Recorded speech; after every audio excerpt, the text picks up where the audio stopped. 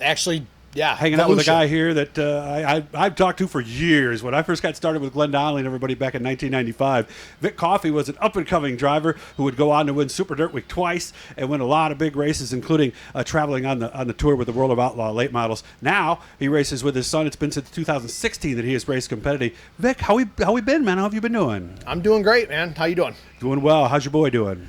He's doing good. You know what I mean? It's he's doing well. You know what I mean? And the racing's progressing well. We'd obviously like to run better. You know what I mean? You always want to, get a little better. I mean, we've struggled here this year a little bit, but, the Friday thing's been real good most of the year. And, this is tough. A lot of guys, a lot of good racers around here. You know what I mean? So we're working at it.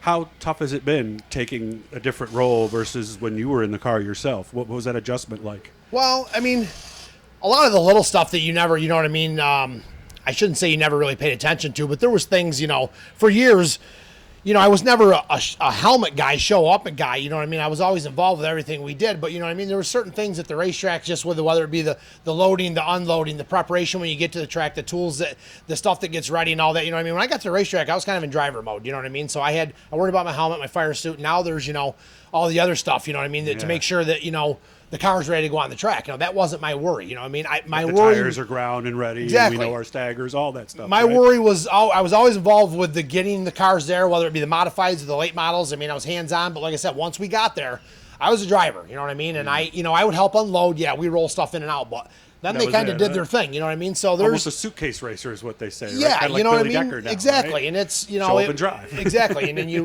we were always together, and at the shop, did everything with everybody else. But still, at the racetrack, that my focus was, I go up and watch the track and watch the other races. Now I see the racetrack when our car's on it. You know what I mean? I don't make it up there because when the drivers that are up there watching the other races, the crew guys are back here working, and that's how them are the things that are different for me. Not just getting out of the car and going up to the fence and watching the next three heats. We're checking stagger. We're taking tires off. We're getting ready for the next go, and that wasn't my gig for 20 years. So, although everything that goes on, you know what I mean, until you do it all the time. Sometimes I still catch myself like, oh yeah, I got to do that. I'm here. I'm not just here to get in this thing. So, what do you miss the most about driving? Is it the rush? Is it the sure, the rush. It's great to go fast. Don't get me wrong, but after you do it for so long, I don't really know how much. The rush is there at the big events. When you line up at whether it be the Super Dirt Week or the Outlaw 200. You know what I mean? When you get ready to go green at some of those events, you know what I mean? Those things, but I don't know. I can't. I miss competing. You're competitive. I've been competitive my whole life, so you miss that. You guys all know each other, so when you win, it means a lot, right? And sometimes it's like I feel like it's like, hey, I'd like to sometimes you feel like where I was when I stopped. We were kind of getting a few things figured out. I thought after the 2-year comeback from the late models, it was a slow start.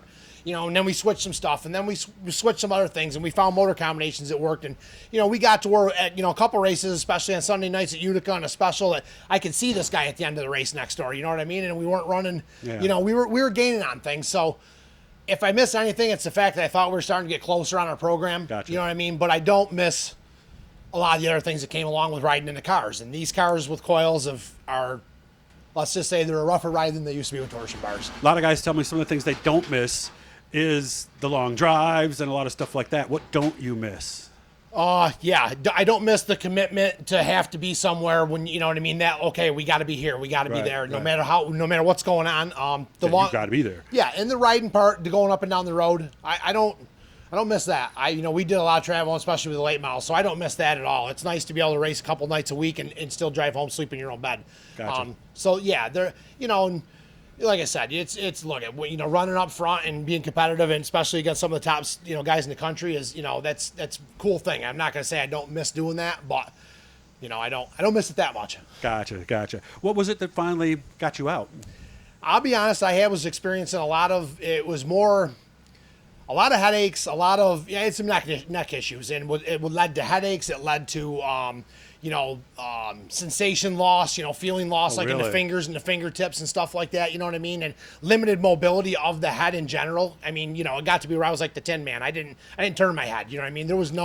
It got to the point where for a while I would be so scared of if I turned the wrong way, I would mess myself up that you stop moving, and then you you kind of lock up, and that's what I had to relearn was went to physical therapy, did traction, got stretched, did exercises for months and months that I should do more often than I do, but that got me back some mobility and some flexibility in the neck.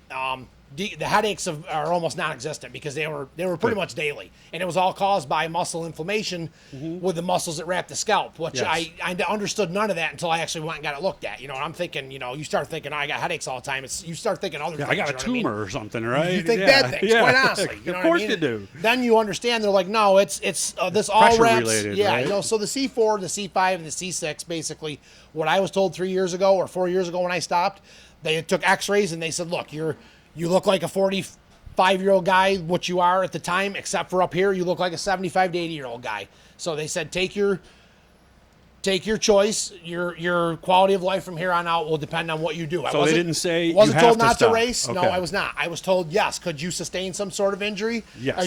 Is it probably more likely than another person? Probably so. But we're not going to tell you don't.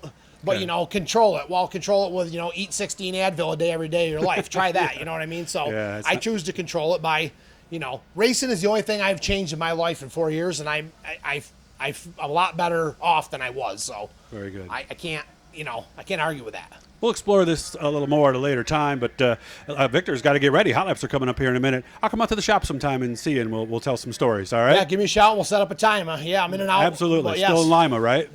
East Avon, yeah. East Avon yeah. now. Okay, all right. For now, yeah, we're still there for now, and that might change soon too. All right, well, Moving to, have smaller fun. locations. So. Have fun, man. See the lower little blue E in the corner down there? Click on that. That'll get you a subscription. It'll just let you know when we're doing something cool. Nice to see you, Victor, and we'll share some stories from the old days next time we chat, all right? Yes, sir. Have a Thanks. good night. You too.